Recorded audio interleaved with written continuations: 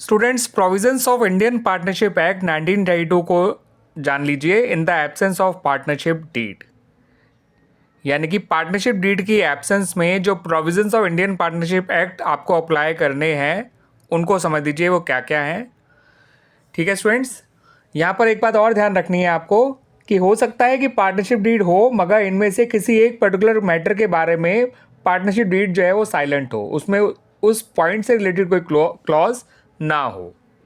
ठीक है स्टूडेंट्स, या पार्टनरशिप डीड ही ना हो। ठीक है स्टूडेंट्स, या फिर डीड तो हो मगर इनमें से किसी एक पर्टिकुलर मैटर के बारे में पार्टनरशिप डीड में कोई क्लॉज मेंशन ना हो।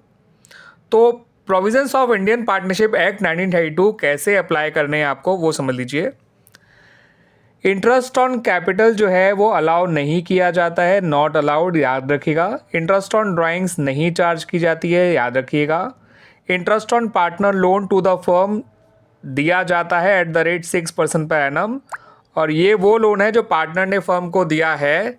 ठीक है स्टूडेंट्स, फिर यहाँ पे अगला है पार्टनर सैलरी और कमीशन, या जिसे हम रेम्युनरेशन कहते हैं। तो पार्टनर्स लोन पार्टनर को कोई सैलरी या कमीशन जिसे हम रेम्युनरेशन भी कहते हैं वो नहीं दिया जाता है। और अगला पॉइंट है शेयर ऑफ प्रॉफिट और लॉस। तो प्रॉफिट और लॉस जो है वो हमेशा इक्वली शेयर किया जाएगा अगर पार्टनरशिप डीड नहीं है या फिर डीड पार्टनरशिप प्रॉफिट शेयरिंग को लेके साइलेंट है। और एडमिशन ऑफ पार्टनर में जो है यानी कि किसी नए पार्टनर का एडमिशन तभी हो सकता है जब सारे पार्टनर्स की कंसेंट जो है वो शामिल हो। Consent of all existing partners, जितने भी एग्जिस्टिंग पार्टनर्स होंगे उनकी कंसेंट जो है जब तक शामिल नहीं होगी तब तक नया पार्टनर एडमिट नहीं किया जा सकता है।